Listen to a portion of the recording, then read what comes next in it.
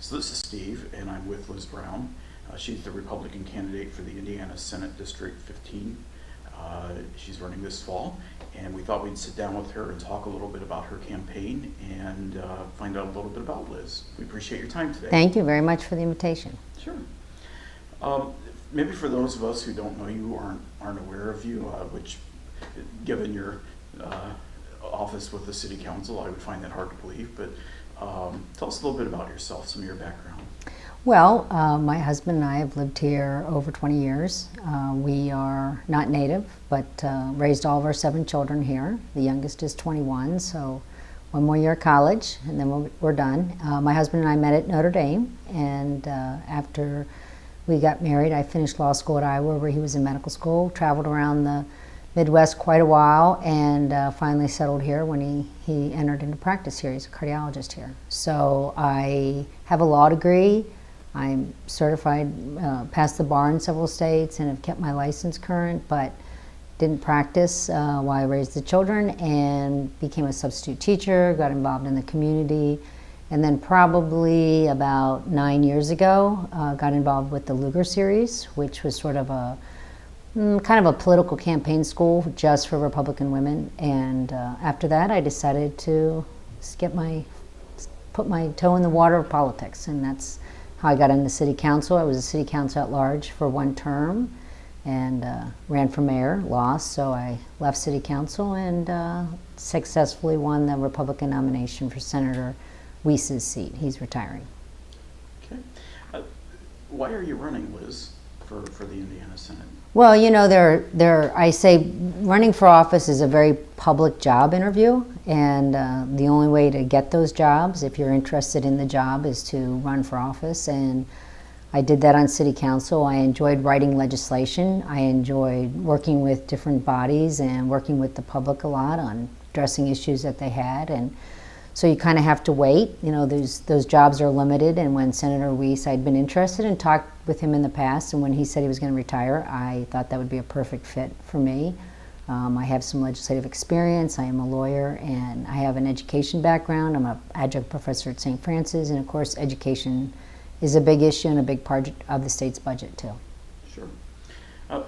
Speaking of education, I'm guessing that might be one of the top 3 issues that you see facing our state. Absolutely. Maybe expand on that a little bit, and then give me another 2 that you think are something that we need to keep an eye on. Well, education is obviously a hot topic. I mean, the kids are starting to get their back-to-school backpacks filled with the things they need, and teachers are in the news about the new testing curricula they have to follow and all that sort of thing. And that's a big issue, because we want to make sure that Indiana students their standards that they are working towards are the highest standards. And I think that was a good move to take a step back from the Common Core. But at the same time, we have to make sure that our teachers are well equipped to get our students where they need to be for 21st century jobs. A high school diploma is not going to do it anymore for a lot of these jobs, and so they're going to need technical training, or 2 years or 4 years. And so when they graduate, we want them to graduate with a high school diploma, but that high school diploma has to mean something. And so that's why it's really important that these curricula and these standards that we have are really going to be fitting the students and where we are today, not 30 and 20 years ago, because those jobs don't exist anymore. So it has to be funded appropriately, but at the same time, we have to make sure that parents have a choice. You know, parents are the primary educators, and we need to make sure that the parents are part of the decision-making process, which has not always been the case in the past. Mm-hmm. Okay. And what are a couple other issues that you see that are up there for us to consider and keep an eye on and work on? Right. Well, education, that'll still be an ongoing issue because of the voucher system, this whole issue of choice, that's going to go on, and how the charter system is working. And of course, with college, it's 60% of the state's budget. So that's going to dominate, I think, any budget year, because who's ever elected, and I hope it's me, this coming legislative session is a budget year. But besides that, obviously economic development was always out there. Indiana was at the forefront with high-paying jobs 30 years ago. Those jobs don't exist. So, you know, we are one of the most successful states in the term Rust Belt, and there's a reason for that, because our Republican governors have been very aggressive in moving towards economic development packages that attract businesses here. So we need to keep working on that. That's a big one. And then always you have infrastructure issues.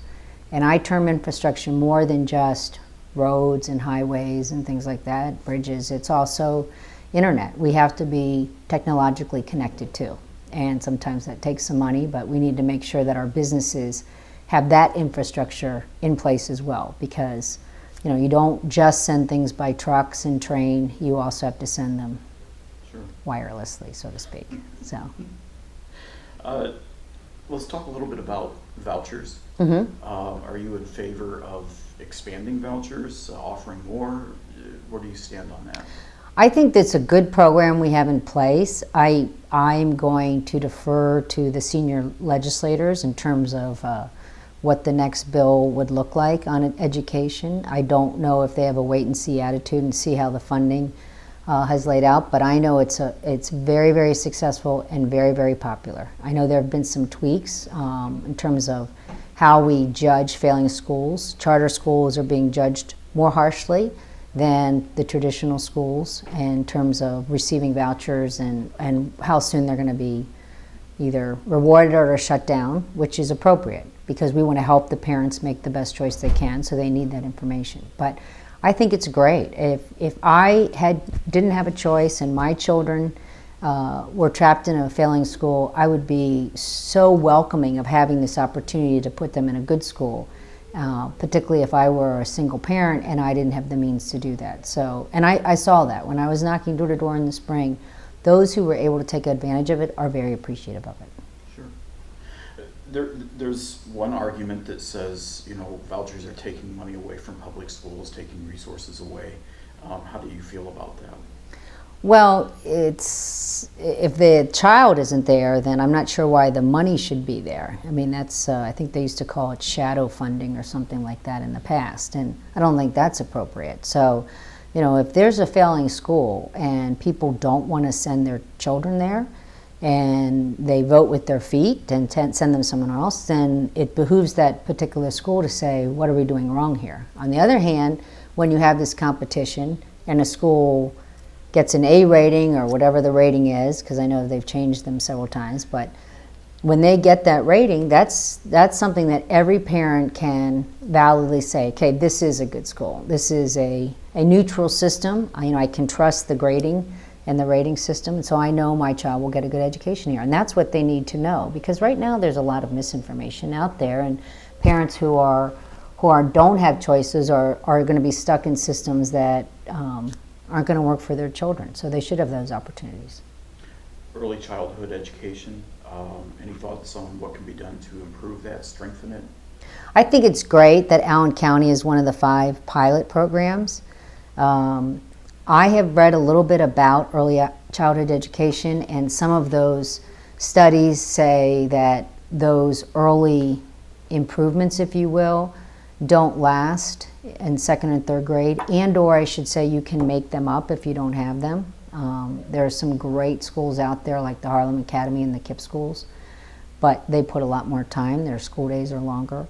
So, and I say that because the thing with early childhood, I think it's great that the state is starting these pilot programs, but we have to figure out how to fund them. And so we have to make sure we have the money for the programs we already have in place before we have an across the board, across the state, early childhood program. But if we can afford to do it, then that's great. So speaking of economic development and education, is there a link between the two? Oh, absolutely. I mean, you can see, I recently saw a chart, I should have brought it with me, where I think it was 20 or 30 years ago, a high school diploma and that salary level and where they are today. And if you have a 4-year degree or even a 2-year degree and then anything after a 4-year degree, your salaries have increased in the last 20, 30 years, whatever it is. Unfortunately, not only have high school, unless they've stagnated, especially high school direct maths, they've dropped in terms of sheer dollars. And so huge, an obvious correlation. So what we need to do in this state is we need to make sure, first of all, that people are getting a great education from K through 12, and then after that, and that high school diploma means something. Because when I was on city council and I visited some local businesses, they would say, Yes, we really just need high school math, but we look for 2-year degrees at Ivy Tech, for example, because they don't get the math they really need in high school. Well, that costs us as a state if we have to educate our children 2 more years after. So we need to make sure that the curriculum we have in place is up to what we want in terms of standards, but also that it's actually being taught and our children are coming out and are successful. And then after that, we need to match up. What job skills do we have? What technical skills are out there? Because we offer those job training and workforce development dollars, and we need to make sure that they match up with what we're actually looking for in the economy right now and in the future. What sorts of things do we need to be looking at down the road in terms of economic development and ensuring that we're in the right direction?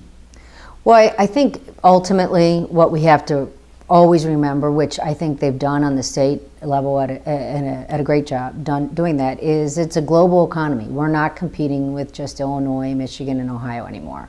We're competing with not just neighboring states, neighboring countries. It can be all the way over to China, India, Mexico, wherever. And so we have to understand that. So there are always concerns about incentivizing businesses to come here, but right now, that's how we get businesses to understand that Indiana is an attractive place. So that's one part of the package and the puzzle, so to speak. But the other part is we have to make sure that our state is business friendly. And they've done that. They've started to reduce taxes and look at other ways. Business personal property taxes being studied, I think, this summer. They've made some reductions statewide in the corporate tax. And that makes a difference to businesses. And we see that. We see that on a national level right now. They're talking about businesses who will not bring their companies back here to the U.S. because the tax system is so onerous. Well, then we've got to make sure, at least in Indiana, we can do what we can to make sure that businesses who are here stay here, will expand here, and attract new business. Sure. And once again, kind of related to the economic development, the infrastructure that you mentioned. One of the things that you mentioned was the internet. What other areas do you think we need to look at as far as infrastructure? Well, they've started to, there's some big projects, obviously, if you've driven even through the city, but certainly anywhere in the state, you see those red barrels or orange barrels out there. And so I think we've done a great job with being very frugal with our major moves dollars and spending it where it's appropriate. I had the opportunity this summer to drive on 27 going up to Toledo, and what a great highway system. And I mean, for the truck traffic, we're the crossroads of the U.S., and for that truck traffic to be able to come through, the logistics and transportation are key to this region, which I'm acutely aware of. And so we need to make sure that continues, that we have those kinds of infrastructure improvements always ongoing and not waiting and doing the patching after the fact. That's a big one. But then the other things like the internet. When I was on city council, we had some businesses that were having problems with high-speed internet, being able to send big data packages to their factories or businesses elsewhere in the U.S. Well, that's something that they cannot always do that on their own. It's like a utility. Sometimes the government has to get involved. Those are the kinds of things that we should look at, because those affect huge economic pieces in our area and, of course, across the state. Sure. How do you feel about public transportation? It's heavily subsidized in many cases. How does that fit into this? It is heavily subsidized, and I think I know Indianapolis just decided not to continue their subsidy for their Amtrak service. I believe Amtrak was being subsidized by maybe 5 communities in Indiana for almost $3 million this past year, and Indianapolis was one of them, and they're stepping out of that. And they're stepping out of it because it was only being used by 300 passengers a week. So my children have used the Amtrak out of Garrett or Waterloo, and that's nice for them, but that's not something that's convenient for a business person. When it could be a 5-hour trip, it could be a 3-hour. I mean, it's 2 hours late.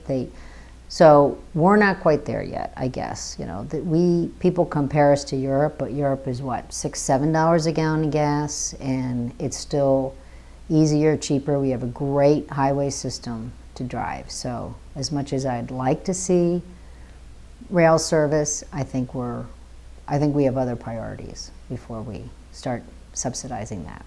Sure. What about like CityLink? Is something that's very local, of course. Any feelings on local bus service? Well, and I could be remembering incorrectly, but as I recall in City Council, those are federal dollars, and then they're subsidized by local property tax dollars. So that's not something, at least as a state legislature, I'd be involved in. And so that's a local decision, and I am a big supporter of home rule, local rule. So, you know, the city's decision, because CityLink has to bring their budget every year to the City Council, and if they're comfortable with how their budget is structured and the property tax allocation they get and the federal dollars that are passed through to them, then that's appropriate. You know, I think there should be oversight, which there is, but that's not something as a state legislature that I would be involved in. Good point.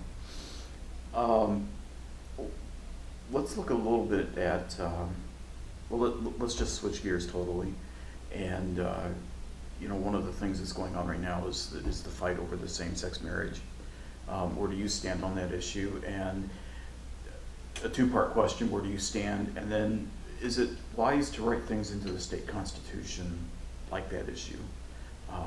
What are your thoughts on that? Well, let's start with constitutional amendments generally, because there are always talks about, you know, we were talking about having a constitutional Congress of sorts. I think the structure is there. It's always a difficult process to either change your state constitution or the U.S. Constitution, and as it should be. Those are important documents, but if you are able to make those changes, in other words, if you have the votes and that sort of thing, then that's appropriate as well, because that's exactly how that system has been set up. So whether we're giving 18-year-olds the right to vote, or we're banning alcohol, or we unbanned alcohol after the Prohibition era, you know, it was difficult, and sometimes those amendments come and go pretty fast, and sometimes they don't. And so I don't think it's inappropriate. I mean, if the will of the people and the will of the legislatures can go through all of those hoops and they pass, then that's exactly how these documents and our government is set up. So that's my general philosophy. I mean, I certainly don't think I should be one person, or that anybody should say this is not an appropriate one. I'm sure there were women didn't have the right to vote. I'm very happy they do now, but that took a long time coming at the time. So that's one piece of it. But the other piece is I was in favor of letting the marriage amendment come out of the legislature and being on the ballot, and now whether it will come again, I'm not sure. I'll support it, but my understanding is since it was changed in the last session, it'll have to come up again this session in order to go to a vote. And that's something that's not my decision in terms of bringing it forward. I'll vote for it if it does, but I am not the one who decides which bills come out of committee or not. So, sure. Should the fight be continued? You know, we're appealing. I believe we're appealing at the district court level. Should that fight be continued, or should we just should the state be backing off and saying, you know, let it go? What are your feelings on that? You mean the fight on whether Indiana's current law is constitutional? Right. According to the U.S. Constitution? Yes. I think that whether we continue it or not, there are so many different appellate and circuit court decisions right now that the U.S. Supreme Court's going to have to hear it. And they sort of stepped in it and talked around the issue last year, and so it will go up there because there are conflicting federal opinions right now, and it needs to be, they need to at least make their decision. You know, they addressed DOMA, parts of DOMA last year, the Defense of Marriage Act, which Obama's administration decided not to defend.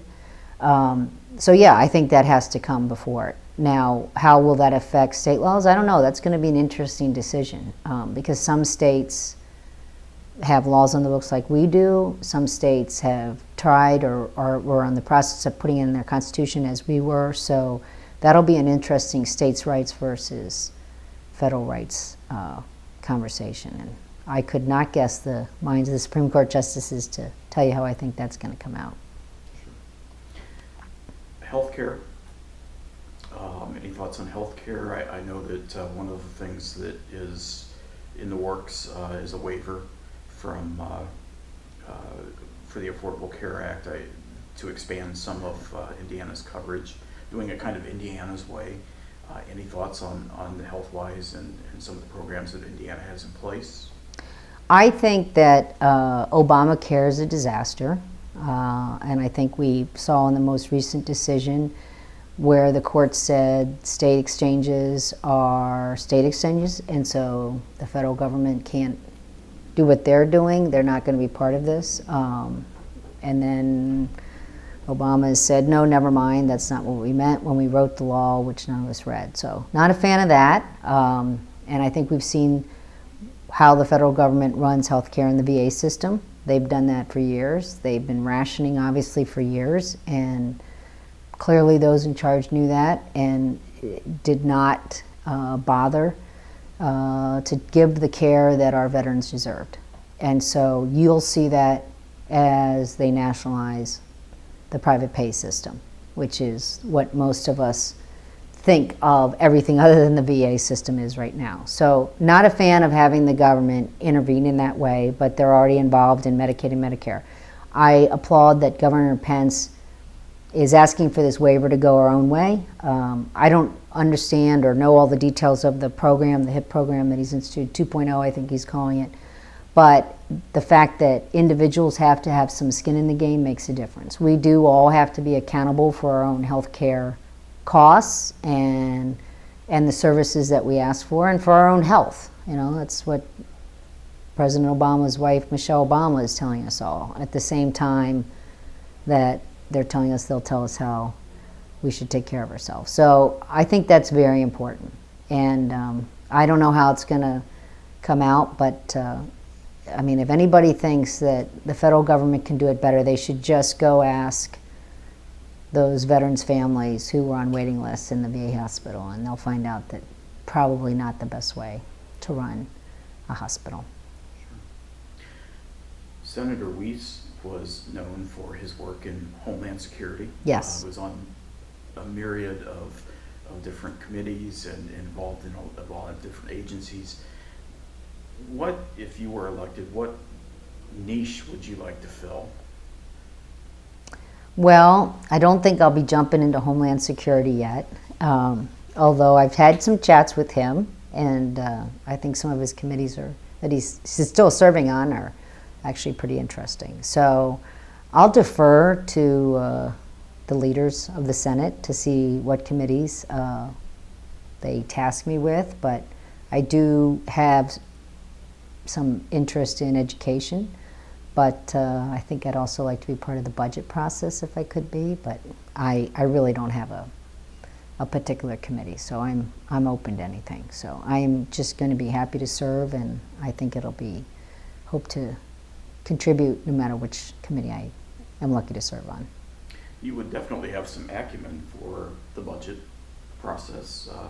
We saw you work hard with City Council and really got involved and learned the nuts and bolts and the whys and wherefores and therefores. Is that something that obviously interests you?